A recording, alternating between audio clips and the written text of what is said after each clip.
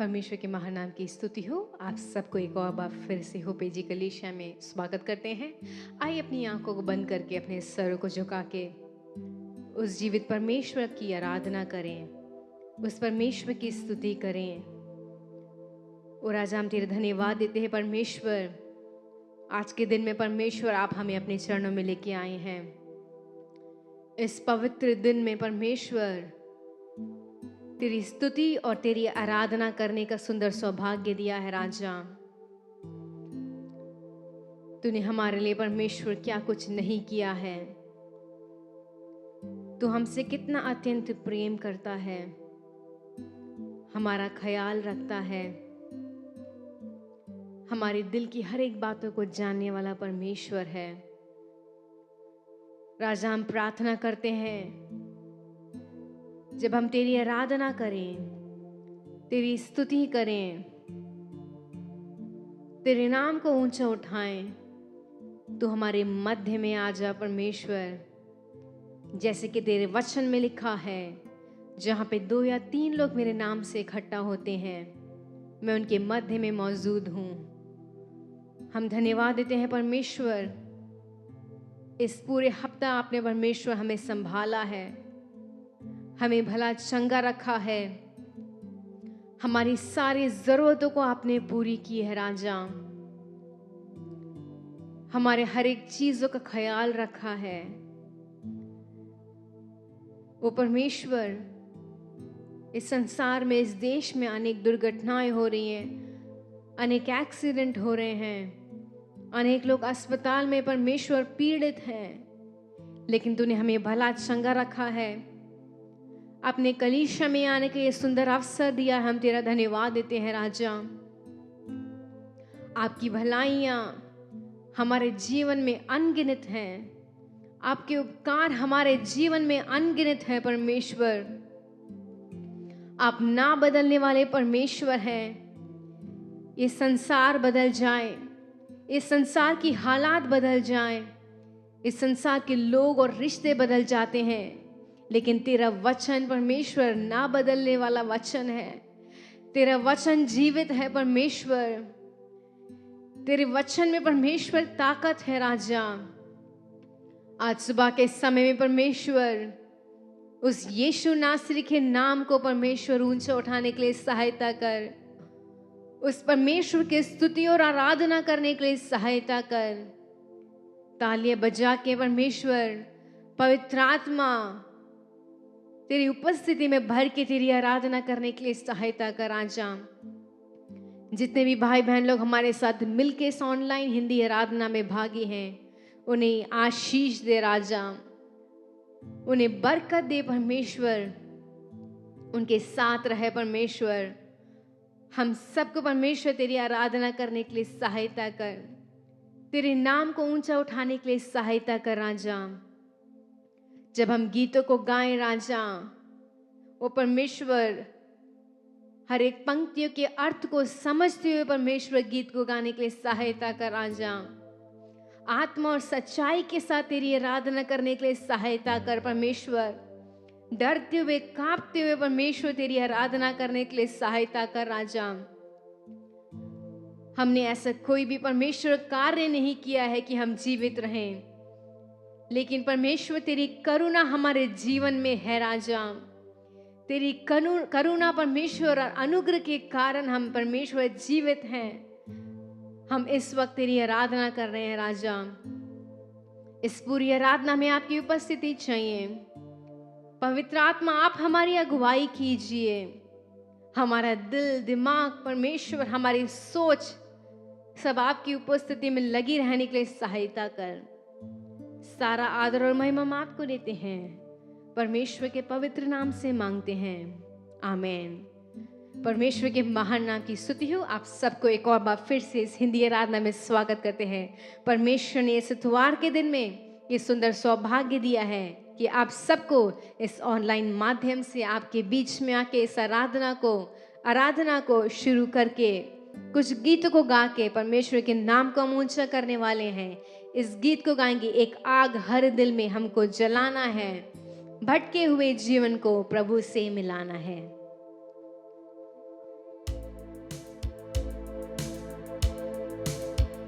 एक आग हर दिल में हमको जलाना है। एक आग हर दिल में हमको जलाना है। भटके हुए जीवन को प्रभु से मिलाना है। भटके हुए जीवन को प्रभु से मिलाना है। एक आग हर दिल में हमको जलाना है। भटके हुए जीवन को प्रभु से मिलाना है। भटके हुए जीवन को प्रभु से मिलाना है। संसार की आशा भरी नजरें हमी पर है। उद्धार का संदेश भी कांधों के ऊपर है। संसार की आशा भरी नजरें हमी पर है। उद्धार का संदेश भी कांधों के ऊपर है। एक दीप से लाखों दिए हमको जलाना है। भटके हुए जीवन को प्रभु से मिलाना है। भटके हुए जीवन को प्रभु से मिलाना है। एक आग हर दिल में हमको जलाना है। भटके हुए जीवन को प्रभु से मिलाना है। भटके हुए जीवन को प्रभु से मिलाना है। इतने सरल ये रास्ते कल ना खुले होंगे। प्रचार के अवसर हमें हासिल नहीं होंगे। इतने सरल ये रास्ते कल ना खुले होंगे। प्रचार के अवसर हमें हासिल नहीं होंगे। तैयार रहना कल हमें खुद को मिटाना है। भटके हुए जीवन को प्रभु से मिलाना है।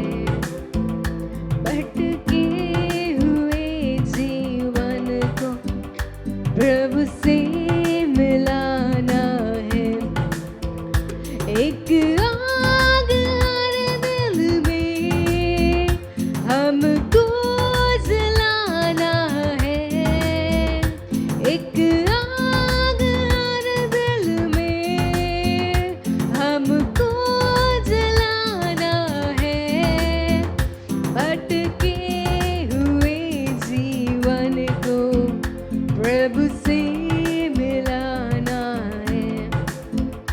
भटके हुए जीवन को प्रभु से मिलाना है। हालेलुया।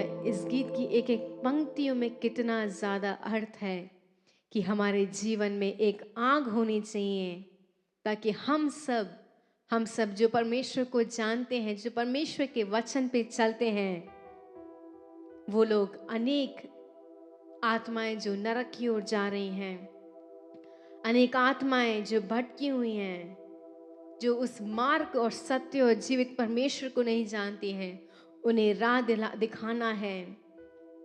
गीतकार ऐसे लिखता है, इतने सरल ये रास्ते कल ना खुले होंगे। अनेक समय में हमारे जीवन की हर एक परिस्थितियां इतनी मुश्किल लगती है, इतनी कठिन लगती है, लेकिन इस गीतकार ने कितने सुंदर रीति से लिखा है, ये सरल रास्ते हैं जो भी कल खुले नहीं होंगे। एक ऐसा भी समय आने वाला है कि हमें प्रचार करने का मौका ना मिले, इसलिए हमें उस परमेश्वर के आगमन के लिए तैयार रहना चाहिए। उस परमेश्वर की स्तुति सदैव करते रहना चाहिए। वो परमेश्वर हमारा सब कुछ है। आइए मिलकर एक और गीत को गाएंगे। भूवासियों यहोवा की स्तुति करो, आनंद के साथ उसके सम्मुख आओ, संगीतों के साथ उसकी स्तुति करो।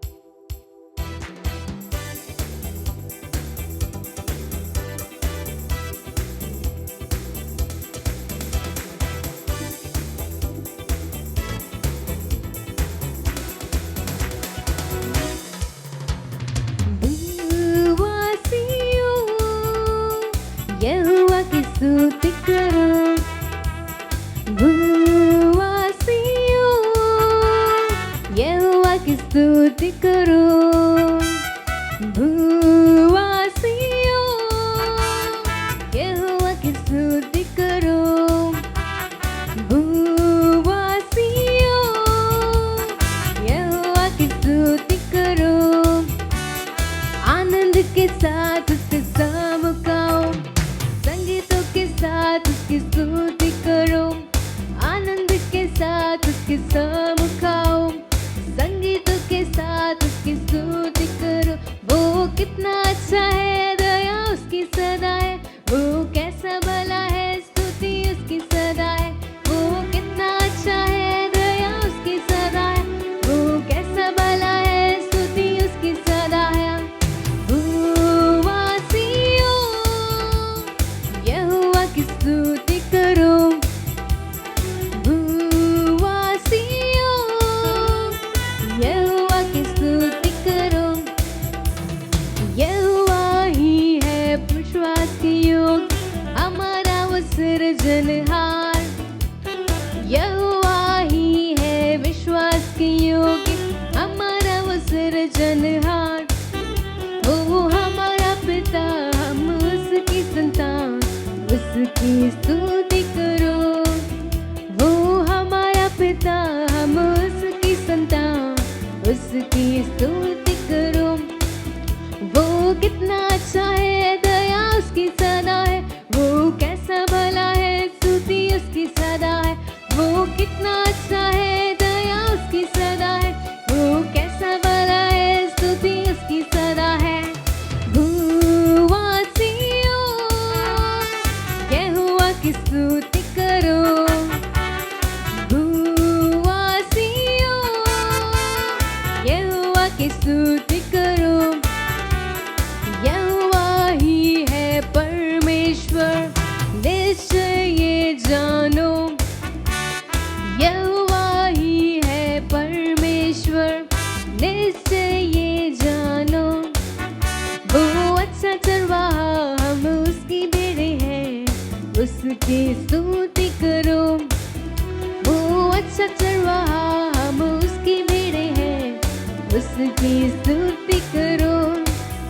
वो कितना अच्छा है, दया उसकी सदा है, वो कैसा भला है, स्तुति उसकी सदा है।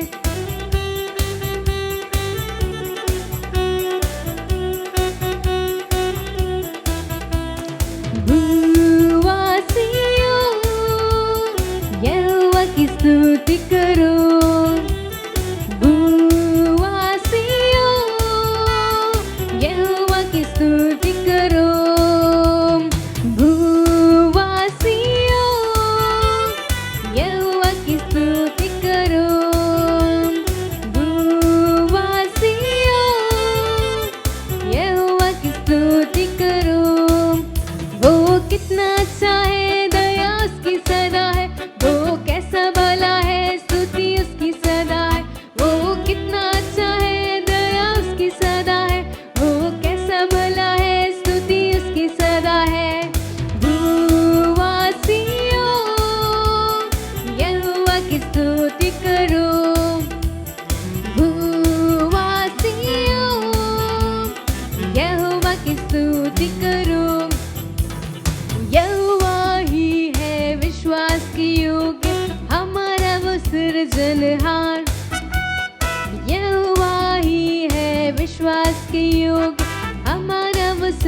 सृजनहार, वो हमारा पिता, हम उसके संतान, उसकी स्तुति करो।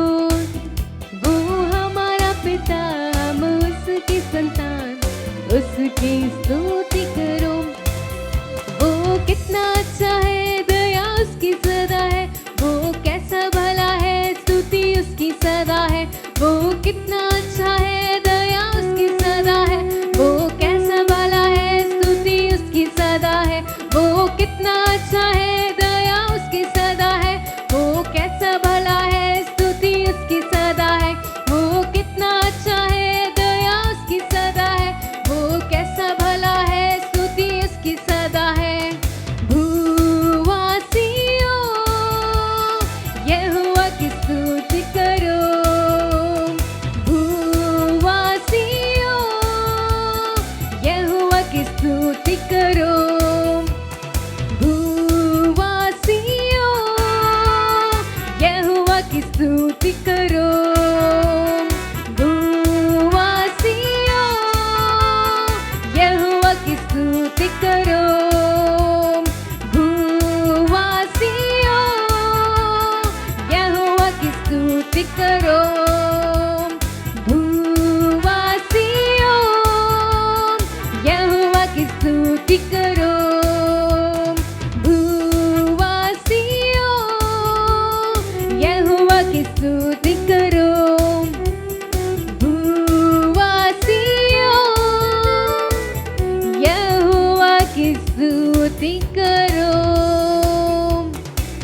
हाँ परमेश्वर, तू कितना अच्छा है, तू कैसा भला है राजा। तू हमारा परमेश्वर है और तू ये चाहता है कि हम निश्चय इस बात को जान ले। तू हमारा पिता है, हम तेरी संतान हैं। तू हमारा अच्छा चरवाहा है, हम तेरी चुनी हुई भेड़े हैं राजा। वो परमेश्वर, हम तेरा धन्यवाद देते हैं। इतने महीने परमेश्वर तूने हमें चलाया है, हमें संवारा है परमेश्वर। हमारे दुख के समय में, हमारे खुशी के समय में, हमारी खामोशी के समय में परमेश्वर तू हमारे साथ रहा। हमारे हाथ को परमेश्वर तूने थाम लिया। हमें अपने वचन से परमेश्वर तूने तसल्ली दी, शक्ति दी राजा। हम तेरा धन्यवाद देते हैं। हमारे जीवन में परमेश्वर अनेक समय में हमारी जो जीवन की नैया थी विपरीत रीति से चल रही थी। जीवन की हर एक परिस्थिति विपरीत हो गई थी, लेकिन तूने परमेश्वर सही समय पे राजा हमारे जीवन को संवारा है राजा। आज सुबह के समय में परमेश्वर हम तेरी आराधना करने के लिए आए हैं। जब हम कुछ नहीं थे, उस समय में परमेश्वर तूने हमें चुन लिया। वो परमेश्वर, तेरा प्रेम कितना गहरा है, तू हमसे कितना प्रेम करता है राजा। हमारे जीवन में परमेश्वर जितनी भी जरूरतें हैं राजा, सही समय पे परमेश्वर सही चीजों को दिया।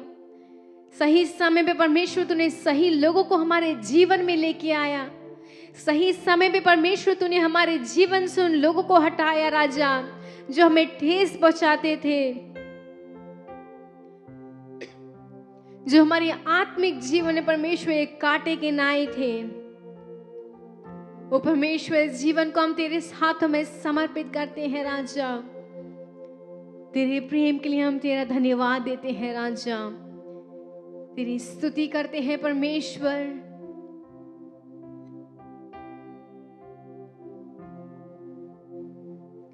शून्य से लेके तूने मुझे रच लिया अपने ही रूप में। प्रेम किया है अनंत प्रेम से, दिया पुत्र मेरी मुक्ति के लिए।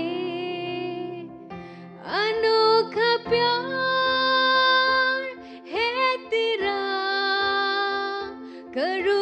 स्तुति तेरी मैं सर्वदा, अनोखा प्यार है तेरा, करूँगा स्तुति तेरी मैं सर्वदा। जग में आया यीशु स्वर्ग छोड़ के, मेरा सारा दंड से लिया उसने, घोड़े खा के क्रूस उठा के यीशु ने मुझे मुक्ति उचंगाई दे दी है। अनोखा प्यार है तेरा, करूँगा स्तुति तेरी मैं सर्वदा, अनोखा प्यार है तेरा, करूँगा स्तुति तेरी मैं सर्वदा। अन्न वस्त्रों सभी आशीषें दी मुझे उसने भरपूर से, खतरों सब मुसीबतों में आंखें पुतली जैसे संभाला मुझे। अनोखा प्यार है तेरा, करूँगा स्तुति तेरी मैं सर्वदा, अनोखा प्यार है तेरा, करूँगा स्तुति तेरी मैं सर्वदा। अनोखा प्यार है तेरा, करूँगा स्तुति तेरी मैं सर्वदा। अनोखा प्यार है तेरा, करूँगा स्तुति तेरी मैं सर्वदा, करूँगा स्तुति तेरी मैं सर्वदा, करूँगा स्तुति तेरी मैं सर्वदा। महान जीवित सामर्थ्य परमेश्वर, हम तेरा धन्यवाद देते हैं। तेरे प्रेम के लिए हम तेरा धन्यवाद देते हैं राजा। तूने इस समय तक परमेश्वर आंखों की पुतली के नाय आपने हमारी रक्षा की राजा, और अपने प्रेम को परमेश्वर हमें महसूस कराया। हम तेरा धन्यवाद देते हैं यीशु। अपनी आखिरी सांस तक हमें तेरे प्रति वफादार रहने के लिए सहायता कर, तेरी आज्ञाओं को मानने के लिए सहायता कर। हमें पवित्र कर परमेश्वर, हमें पवित्र कर परमेश्वर। वो परमेश्वर, इस समय परमेश्वर हम तेरे वचन को सुनने जा रहे हैं। तेरे दास को परमेश्वर अपने लहू में छुपा ले। परमेश्वर, तेरे वचन से तू हमसे बातचीत कर राजा। सारा आदर और महिमा हम आपको देते हैं, परमेश्वर के महानाम से मांगते हैं, आमीन।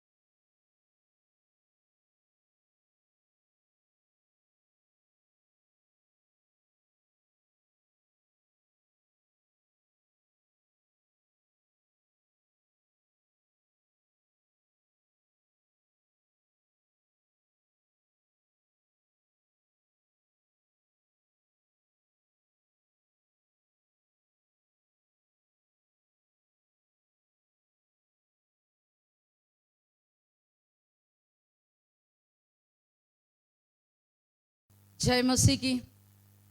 परमेश्वर आप सबको आशीर्वाद देता है। आप सबको परमेश्वर आज तक संभाला है। परमेश्वर कितना अच्छा है, कितना महान है। वह आपको सब कुछ दिया है। आज तक आपका देखभाल किया है। वह आपके संग आया है और आपको आशीर्वाद देना चाहता है। जो जो उसके योग्य हैं, उसके योग्य लोग उसे पाते हैं, उसे अपनाते हैं। हमारा परमेश्वर भला है, हमारा परमेश्वर अच्छा है। सब लोग बोलेंगे जय मसीह की, जय मसीह की, हालेलुया। चलो वचन की ओर देखते हैं। भजन संगीता 91 का पहला वचन। जो परम प्रधान के छाए हुए स्थान में बैठा रहे, वह सर्वशक्तिमान की छाया में ठिकाना पाएगा। हालेलुया। यहाँ कहा गया है कि जो परम प्रधान के छाये में बैठा हुआ है, वो सर्वशक्तिमान के छाया में ठिकाना पाएगा। जब हम उसके छाये में रहते हैं, नहीं तो उसके ठिकाने में आते हैं, उसके प्रस्तुति में रहते हैं, तो हमें क्या मिलता है, क्यों हमें जाना पड़ता है? वह कहता है जब हम उसके शरण स्थान पाते हैं, वो हमारा गढ़ बन जाता है, भरोसा का योग्य बन जाता है। वो जो पहेलियों के जाल से हमें बचाता है, महामारी से हमें बचाता है। उसके पंखों के आड़ में जब आ जाते हैं तो सब किस्म के मरी से, जो दोपहर में होती है, जो दिन में होता है, जो रात में होता है, सब फैलती हुई मरी से वो हमें बचाता है। वो हमें सब किस्म के दुर्घटना से बचाता है। आपके दाहिनी ओर 1000 गिरे और आपके बाएं ओर 10,000 भी गिरे, लेकिन आपको कुछ भी नहीं होगा, क्योंकि आप परम प्रधान के छाये में हैं। जब आप उसके छाये में रहते हैं, वो हमें सब किस्म के आशीर्वाद से, सब किस्म के मरी से हमें बचाता है, छुटकारा देता है, जब हम उस पर भरोसा करते हैं। चलिए हम देखते हैं भजन संगीता का 27 वाला 27 का 5 वाला वचन पढ़ते हैं। 27 का 5। क्योंकि वह तो मुझे विपत्ति के दिन में अपने मंडप में छिपा रखेगा, अपने तंबू के गुप्त स्थान में वह मुझे छिपा लेगा और चट्टान पर चढ़ाएगा। इसमें कहा गया है कि वो विपत्ति के दिन में अपने मंडप में छिपा लेता है। जब परमेश्वर के मंदिर में आते हैं, परमेश्वर के मंडप में वो छिपा लेता है, और उसमें कहा गया है कि गुप्त स्थान पर छिपाकर और सही समय पर चट्टान के ऊंचे पर चढ़ाता है। गुप्त स्थान पर रखकर चट्टान के ऊपर वो चढ़ाता है। हाँ, बहुत लोगों को हमने देखा है, जब परमेश्वर के शरण में आते हैं, परमेश्वर के पंखों तले आते हैं, उनको वो छिपा कर रखता है और सही समय पर उनको ऊंचे स्थान पर बिठाता है। चलिए हम कुछ लोगों को देखते हैं। पहले से आप सबको जानते हैं, फिर भी मैं एक बार याद दिलाना चाहती हूँ। अगर आप भी परमेश्वर के पंखों तले आएंगे, उसके छाये में आएंगे, तो आपको भी परमेश्वर उन्हीं के तरह आपको ऊंचे स्थान पर ले जाएगा। दूसरा सामुएल का 7 वाला आयर में 8 और 9 वाला वचन पढ़ते हैं। 7 वाला आयर का 8 और 9 वाला वचन। इसमें कहा गया है कि अब तो मेरे दास दाऊद को ऐसा कह, सेनाओं का यहोवा यूं कहता है कि मैंने तो तुझे भेड़शाला से और भेड़ बकरियों के पीछे पीछे फिरने से इस मनसा से बुला लिया कि तू मेरी प्रजा इस्राएल का प्रधान हो जाए। तुझे कहाँ से उठा लाया? परमेश्वर कहता है मैंने तुझे भेड़शाला से उठा लाया।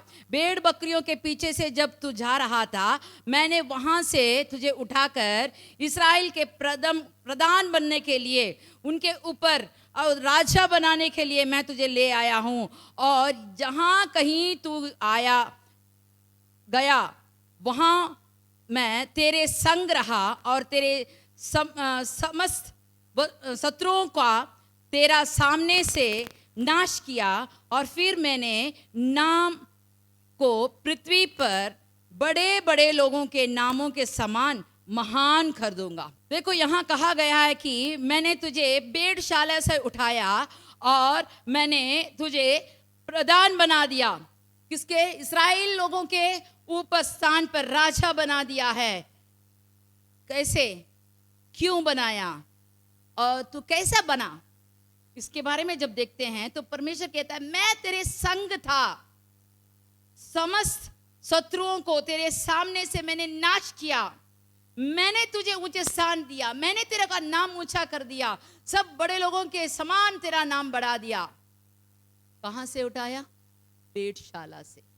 भेड़ बकरियों के पीछे जंगल में फिरता रहा, उस जगह से तुझे मैंने उठाकर मैंने मेरे लोगों के लिए राजा बनाया। क्यों? क्योंकि तू मेरा स्तुति करता था, तू मेरा दिल में प्रिय था, तू मुझे परमेश्वर के लिए अच्छी तरह से परमेश्वर के इच्छा अनुसार चलने वाला एक व्यक्ति माना गया, इसीलिए परमेश्वर ने तुझे ये स्थान दिया। ये कैसा हुआ? उसके घर वाले, उसके भाई लोग, उसके माँ बाप सब उसे तुच्छ जानते थे। वहां शमूएल आया था, बलि चढ़ाने आया था और सब भाइयों वहां थे, लेकिन ये अकेला बकरियों के पीछे गया था। लेकिन परमेश्वर ने उसे बुलवा भेजा और उसको उसके घर में, उसके घर के लोगों के बीच में उसे अभिषेक किया, राजा का अभिषेक किया। लेकिन उन्होंने तब भी तुच्छ माना।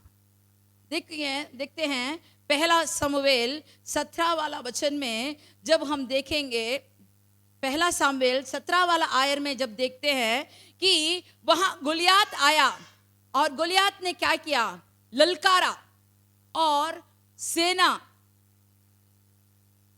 इस्राएल की सेना वहां थर-थर कांप रही थी। उसके आवाज सुनते ही सब लोग पीछे की ओर भाग रहे थे। लेकिन जब दाऊद वहां गया और इस ललकार को सुना और वो कहता है कि इससे आप क्यों डरते हो? वो कहता है, तब दाऊद ने शाऊल से कहा, किसी मनुष्य का मन इसके कारण कच्चा ना हो, तेरा दास जाकर उस फिलिस्ती को से लड़ेगा। लेकिन शाऊल कहता है कि तू तो अभी लड़का है, बालक है, लेकिन वह तो योद्धा है, बचपन से वह लड़ना सीख कर आया है, तू तो कुछ नहीं जानता। लेकिन वो कहता है मैं लड़ूंगा, मैं जीतूंगा, क्योंकि जब एक बार शेर आया, एक बार भालू आया, मैंने उनको चीर डाला, इसलिए ये भी उनके समान एक जानवर के समान है।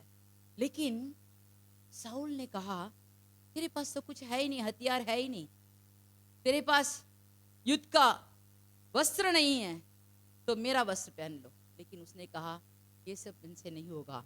लेकिन जैसे उसने कहा, परमेश्वर के नाम से वह गोलियात को मार गिराया और उसका सर काट कर उसे लेकर शाऊल के पास आया।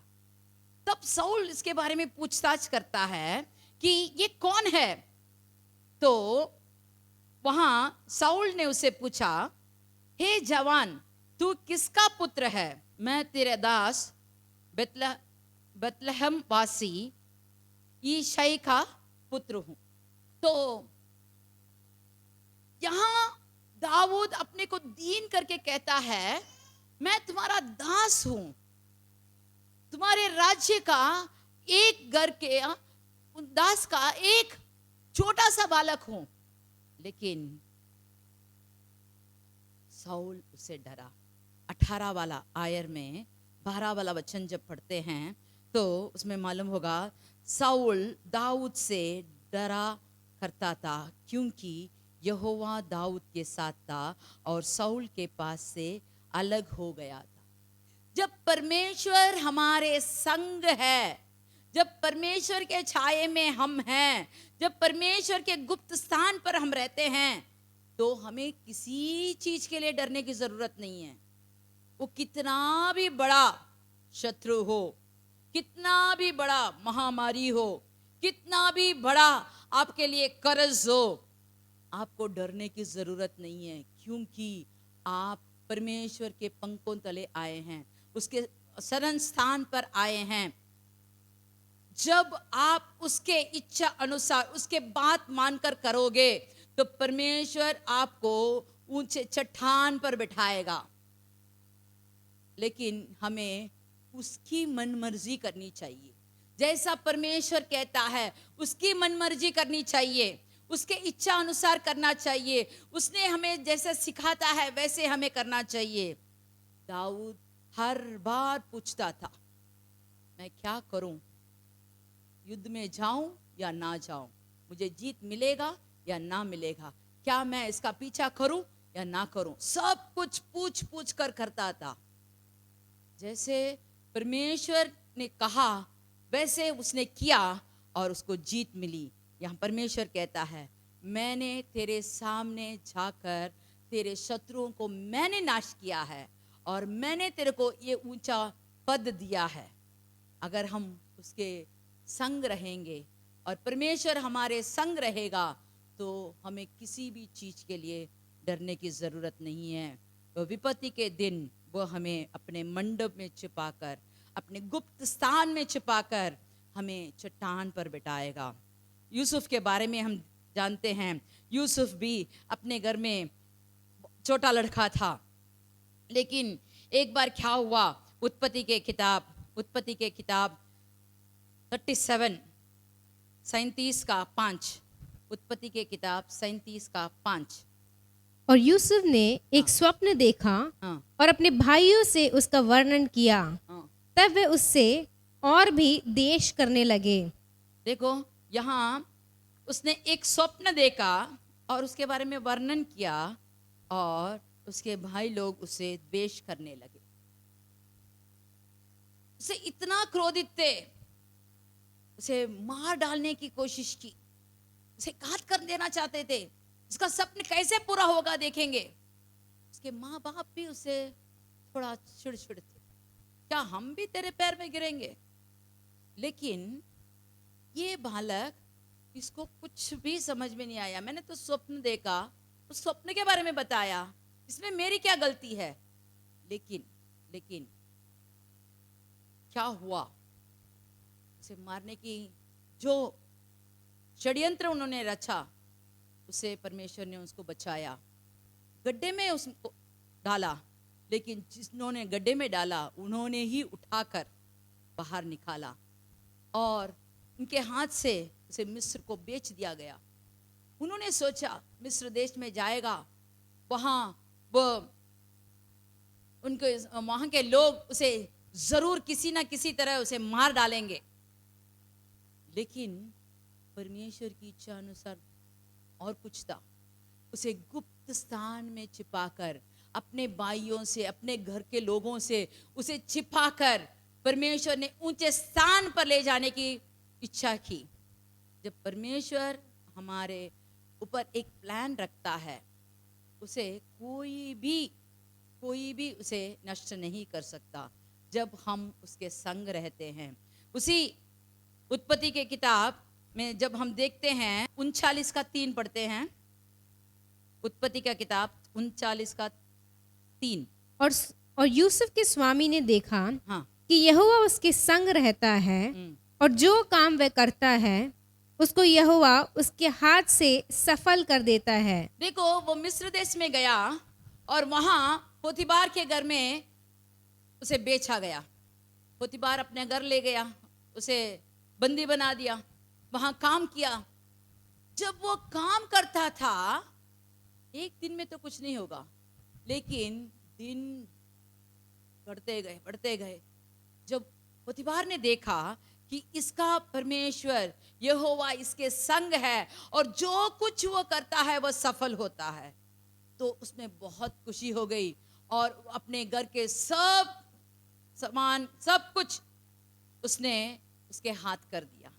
लेकिन शत्रु वो तो जलता है और वहां पोतीबार की पत्नी ने ऐसा एक षड्यंत्र रचा और वहां से उसे भागना पड़ा। वो तो युवक था, उसकी भी बहुत सारी चीजें इच्छा होती होगी, लेकिन वो परमेश्वर को अपने सामने रखा था। उसने कहा इतना बड़ा पाप मैं कैसे करूं, परमेश्वर के सामने मैं इतना बड़ा पाप कैसे करूं, यहां तो और कोई नहीं है, मेरे बारे में और कोई नहीं कह सकता, लेकिन मेरा परमेश्वर मुझे देख रहा है, मैं परमेश्वर के सामने इतना बड़ा पाप कैसे करूं। और वहां से भागा। उसका नतीजा क्या मिला, उसे कारागर मिला। और जब वो कारागर में गया, परमेश्वर वहां उसके साथ था। कारागर में भी परमेश्वर उसके साथ था, और बंदीगृह में दरोगा के आंख में उसको हमदर्दी मिली। वहां उसको ऐसा एक कार्य दिया गया कि दूसरे बंदी लोगों के बारे में पूछताछ करने के लिए। और यहां कहा गया है कि 19 वाला वचन पढ़ते हैं, 39 का 19। अपनी पत्नी की ये बातें सुनकर कि तेरे दास ने मुझसे ऐसे ऐसे काम किया, यूसुफ के स्वामी को कोप भड़का, और यूसुफ के स्वामी ने उसको पकड़कर बंदी गृह में, जहाँ राजा के कैदी बंद थे, दड़वा दिया। सो वह उस बंदीगृह में रहने लगा। पर यहोवा यूसुफ के संग रहा और उस पर करुणा की, और बंदीगृह के दरोगा के अनुग्रह की दृष्टि उस पर हुई। सो बंदीगृह के दरोगा ने उन सब बंधुओं को जो कारागार में थे यूसुफ के हाथ में सौंप दिया, और जो जो काम वे वहां करते थे वह उसी की आज्ञा से होता था। बंदीगृह के दरोगा के वश में जो कुछ था, क्योंकि उसमें से उसको कोई भी वस्तु देखनी ना पड़ती थी, इसलिए कि यहोवा उसके संग था, और जो कुछ वो कहता था यहोवा उसको सब में सफलता देता रहा। हालेलुया। यहाँ देखते हैं कि पोतीबार ने उसे कुछ भी पूछा नहीं क्या हुआ करके, उसे सीधा सीधा बंदीघर में बंद कर दिया। लेकिन यहोवा उसके संग होने के कारण उसका सब कार्य सफल हुआ। एक दिन ऐसा हुआ, राजा उसको बुला भेजा और उसने कहा तुम स्वप्न के बारे में बता सकते हो। उसने कहा मैं तो नहीं, परम पिता मेरा परमेश्वर यहोवा ही आपको अच्छी मंगल बातें बताएगा। जब परमेश्वर को वो आगे रखने लगा तो देखिए उसका स्थान बढ़ता गया और अभी वो ऊंचे स्थान पर आ गया। राजा कहता है मेरी राजगद्दी मेरी है, लेकिन राज्य तू करेगा। मेरे सब प्रजा लोग तेरे आज्ञा के अनुसार चलेंगे। देखो बंदीगृह में था, वहां भी वो आज्ञा देने वाला था, लेकिन जब राज्य में आया, राजधानी पूरा उसके हाथ में हुआ और उसके बात के अनुसार ही सब लोगों ने कार्य किया। जब उसके भाई लोग जब आके देखे, उसे पहचाना भी नहीं, क्योंकि परमेश्वर ने उसे गुप्त स्थान पर रखकर सब सिखाकर ऊंचे स्थान पर ले आया। उनके शत्रु जो उसे मार गिराना चाहते थे, उसके स्वप्न को नष्ट करना चाहते थे, उन सब के आंखों से उसको बचाकर उसे गुप्त स्थान में उसे बढ़ाकर परमेश्वर ने अभी ऊंचे स्थान पर उसे बिठाया। जब हम परमेश्वर की इच्छा अनुसार चलें, उसके पंखों तले रहें, तो परमेश्वर ही हमें ऊंचे स्थान पर ला सकता है, क्योंकि वह हमारा शरण स्थान है। हम रूत के बारे में तो जानते हैं। रूत के बारे में मैं आपको कुछ बातें बताना चाहती हूँ। 2 मर्द लोगों के बारे में देख लिया, अभी एक औरत के बारे में भी देखेंगे जो सब तरफ से टूटी हुई थी। उसका घर कुछ नहीं था, लेकिन जब वह परमेश्वर के शरण स्थान पर पंखों तले आई। रूत का किताब 2:12। रूत का किताब 2:12। यहोवा हाँ। तेरी करनी का फल दे, और इज़राइल का परमेश्वर यहोवा जिसके पंखों के तले तू शरण लेने आई है, तुझे पूरा बदला दे। हालेलुया। जब परमेश्वर के पंखों तले आई तो उसको आशीर्वाद मिला। वो तो बेतलेहम आई, अपनी सासुमा के साथ आई, लेकिन सासुमा ने कहा चले जाओ चले जाओ, लेकिन वह एकदम स्थिर रही। वो कही तुम्हारा लोक मेरा लोक, तुम्हारा परमेश्वर मेरा परमेश्वर, तू जहां रहेगी मैं वहां रहूंगी, तू जहां मरेगी वहां मैं भी मरूंगी, जहां तुझे मिट्टी दी जाएगी मैं भी वहीं मरूंगी करके एकदम अटल रही। और जब वहां आई, ये तो विदेश था उसके लिए, लेकिन वह तुरंत काम में जाने के लिए तैयार हो गई थी। और उसने कहा आजकल कटनी हो रही है, मैं जाकर लावनी लोगों के पीछे जाकर कुछ बिन कर ले आती हूं। और वो चली गई। वहां क्या हुआ, जब वो खेत में गई, वहां भाले बिनने के लिए, बटोरने के लिए गई, तो किसी ने उसे कुछ नहीं कहा। सबके आंखों में उसको दया मिली। और जब वहां का मालिक आया, मालिक ने पूछा ये कौन है, एक विदेशी औरत आई है, ये कौन है।